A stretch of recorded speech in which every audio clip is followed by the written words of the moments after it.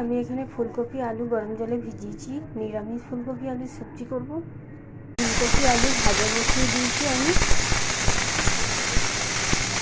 একটু হলুদ দিয়ে দেবো, একটু সামান্য নুন দিয়ে আমি ফুলকপি আলুটাকে ভেজে নেব। ফুলকপিটা আরও একটু ভেজে নেব। তো এখানে ফুলকপি আলু ভেজে নিয়েছি।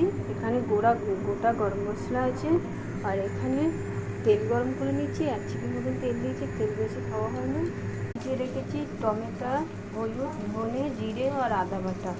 মশলাটা ভাজা হচ্ছে, তেল সাইড থেকে তেল ছেড়ে দিয়েছে।